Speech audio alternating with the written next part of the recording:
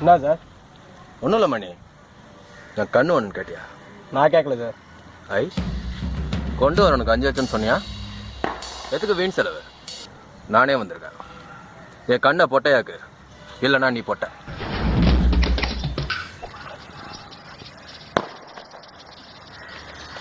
இந்த ராகவன் தொல்லை தாங்க முடியல, ரொம்ப தொந்தரவு பண்ணுறான், எவ்வளோ சொன்னாலும் கேட்க மாட்டான், அவன் கண்ணை தோண்டி எடுத்தாங்கடா அப்படின்னு ராயபுரம் மணி சொன்னதா உனக்கு எனக்கு தெரிஞ்ச வஸ்தாத ஒருத்தர் சொன்னார். இப்போ என்ன நீ ராயபுரம் மணி இல்லைன்னு போறியா? ராகவன் வேணாம். ஏய், உனக்கும் எனக்கும் வரது பழைய கணக்கு. என்ன 10 வருஷம் இருக்குமா? இப்போ தீர்த்துக்கலாம். நானே வந்திருக்கேன். என்ன 2 கண்ணோட உயிரோட வெளியே போட்டோன்னு வச்சுக்கோ. உன் ஆளுங்களுக்கு எதிர்க்க சொல்கிறேன், நாளையிலேருந்து நீ வெறும் மணி தான்.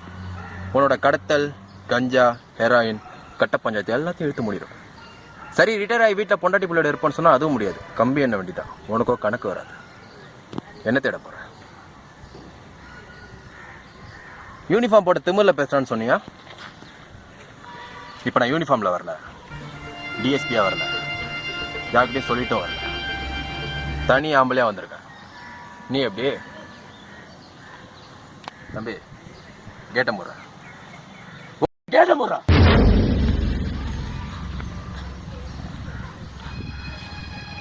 ஏட்ரா.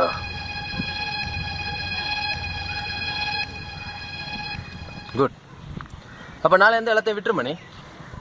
காலைல கமிஷன் ஆஃபீஸ் வா, ரொம்ப சீக்கிரம் வந்துடுறத, 10 மணிக்கா வா. நானே உன்ட்டு வந்து வாக்குமூலத்தை எடுத்துக்கிறேன். நீங்களாம் வேற வேலை பார்த்துங்கப்பா.